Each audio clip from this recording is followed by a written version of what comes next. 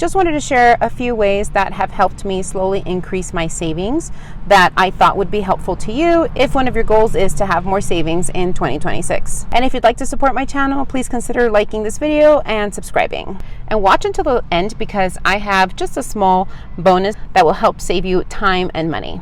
So the first one I'm sure you have heard because everybody talks about it, and that is to get in the habit of paying yourself first. Now, what does that mean? So for me, every payday, I already have my savings automated. And so once the paycheck hits, I already have it set to go into my savings account. I have a few things that I'm saving for: Christmas, travel, anything for the kids, emergency, and now I added a medical fund.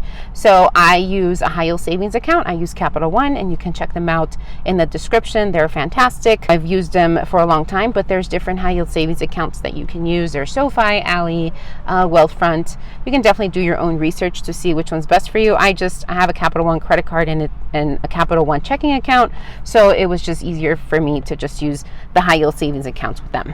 How I started was I put $5 away. Do whatever you can do, 5, 10, 25, 50, 100, but start with a small amount, $5. And for that pay period, do not touch those $5. You just have to get yourself in the habit of putting money aside. Now, if you don't want to use a high yield savings account, that's okay. I know a lot of people like the cash method. You can pull out the cash, put it in a safe place where you're not going to touch it until next payday. And then next thing you know is you have saved $5, $10, $20, whatever your start off is. Yes, you see the cars passing because I just got off work and I am filming this video right before heading to home to cook dinner. So number 2 is to shop clearance when you can. Now, I am a believer that certain items, it is worth spending a little bit more money on because they're going to last you a long time. For example, I live in Colorado, so the kids and I have invested in jackets because in the wintertime, we use our jackets, pretty much on the daily, except for this last year, we were in a drought right now. Jackets and shoes, those are 2 things that I will spend a little bit extra money on because they will go a long way. Now, does that mean that you need 20 pairs of shoes, especially if you're on a limited budget and you have debt to pay off?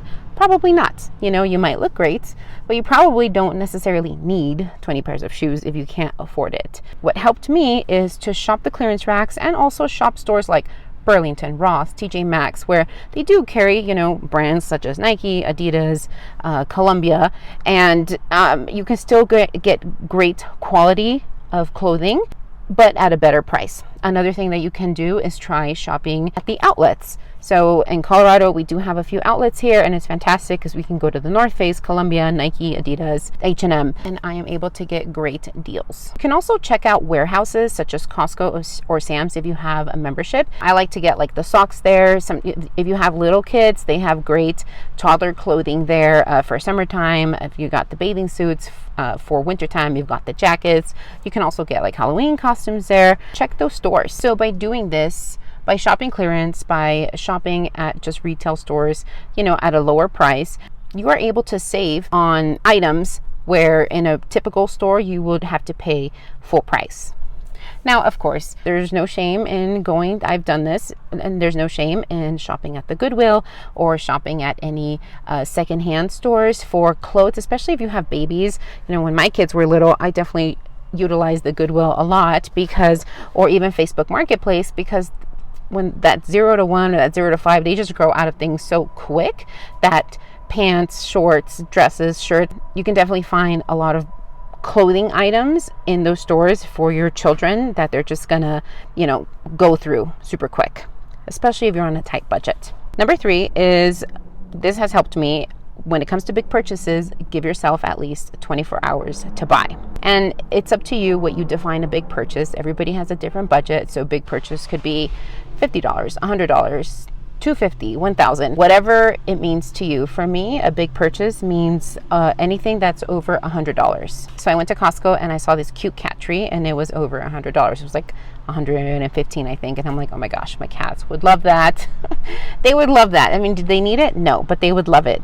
So I didn't buy it. I just went home and I thought about it and I'm like, they really don't need it and I don't have room for it, so I'm not going to get it. But had I not given myself those 24 hours, I mean, the past Yessie would have definitely just done the impulse purchase. Another example, I really want a Breville. Oh my gosh, I want one so bad because I love coffee. When I saw it, I thought about it and I'm like, well, maybe I can just put it on my credit card. But no, I decided to save up for it because I don't necessarily need it right now. So just give yourself time for big purchases. And in doing so, you're going to help yourself get out of the habit of impulse buys. Number 4 is to budget for the small things that add up. For example, I love Starbucks. I love cold brews. I love my vanilla sweet cream cold brew. In the wintertime, I like my double shot soy lattes. And for a while, I was going to Starbucks every single day, Monday through Sunday. I was spending at least like $200 at Starbucks. I saw my budget and I'm like, if I want to pay off my debt, if I want to make changes, then that means I need to cut somewhere. So I did cut my Starbucks, and now I'll budget like $25 to $30 for the month, and that is it, which is a big change from like $200 a month down to $25 or $30. Another example is we used to eat out a lot, because I was tired. I'm a single mom. I've got 2 kids. I get out of the office. I gotta go home and cook. And so it was just so much easier to pass by and get takeout. And I was spending hundreds of dollars a month on that. And I'm like, no, I got a meal plan, and I got to cook at home. And it's just better, also for my kids and myself health-wise if we eat at home as well. So just look at your budget, see where you can cut, and you don't have to necessarily cut it cold turkey, but reduce it to an amount where you're still going to be able to enjoy it, but you're going to be saving money. And by doing this, you can have your guilty pleasure, but on a budget. And that leads me to number 5, meal planning and shopping for groceries by the week. So what I do is on Sunday, I just take the time to plan out the meals for the week. And it looks different during the school year because school years is usually just dinners. Right now, during the summertime, I have to plan like breakfast, lunch, and dinner. And then I just shop for groceries for the week, because what I was doing is I was getting paid and I was going to the store without a list, without a plan, and I was just buying everything that my kids wanted, that I wanted. We were going to Costco and I was spending like $300, $400, $500 on things that we didn't necessarily need for the week. Plan your meals out and just shop for what you need. It will help you reduce that big grocery bill. Another thing that I've done is I shop my pantry, shop my fridge. So I look at my pantry and look at the ingredients. I have like can of corn, I don't know, some beans, I have some chiles, whatever it may be. And then I look at my freezer, I look at my fridge. I'm like, well, what meats do I have? And then I utilize AI. I utilize El Chat. That's what I call ChatGPT. So I utilize El Chat or Gemini. And then I'll just list the ingredients I have, and I'll ask it to, come up with like 5 meal plans with these ingredients. I have a prompt. I'll actually screenshot it right here, but I will also put it down in the description. I just have it saved in my notes in my phone, and then I use it. If I don't know what to cook or what to make with what I have, then it just helps me come up with ideas for a meal. And by doing this, you avoid overspending on groceries. Number 6 is to do your own nails at home. And what that looks like for me is I bought a set to do my own manicure. I still budget for my pedicure. I just don't do it every 2 weeks like I used to do it. I used to get acrylics done. I used to get my gel nails done. But now I just do them by myself. Sometimes I use nail wrap. Sometimes I use nail polish. I was getting my nails done. I was spending like $100, $150 depending on the design and stuff that I got every like 2 to 3 weeks. So it added up, and I didn't necessarily take it all away because I love getting my nails done and I still get a pedicure, but now it's pretty much every other month that I will go to the salon and get them done. And by doing this, you are saving money, but you are also budgeting again in your own guilty pleasure. Number 7, it has to do with Costco. Make a list, stick to it, and take cash when you go on your Costco run. So raise your hand if you spend like $400 or $500 at Costco. You go in and you're like, oh my God, I'm walking out with a cat tree, right? Making a list helps you stay organized, and it really forces you to think like, okay, do I want this or do I need it?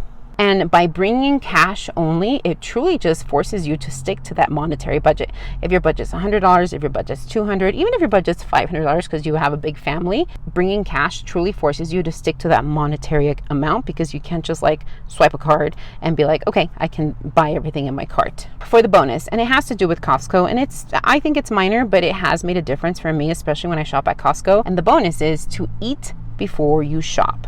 So whether that's at home or whether that's at Costco, getting your hot dog, getting your pizza, whatever it may be, eat before you shop, because number 1, you and the kids are going to have your tummies full. So everybody's going to be happy. Number 2, all those yummy samples that they have, you're not going to be tempted to buy all of it because you're going to be hungry. And that's what I was doing. I was like, ooh, pineapple meatball, sure, I'll take that. Ooh, you're having some taquitos over here, yes, I'll take that. And that wasn't on the list. And so next thing you know, items that are like $15, $20, $25, $30, $50 extra are in your cart, and then you end up spending a lot more money that you did not plan or budget for. In the comments, I'd like for you to possibly share any tips that you may have that have helped you increase your savings, either right now or in the past or you're currently doing. Any tip is appreciated. Thanks for watching, and if you'd like to see how I budget my paycheck, click on this video.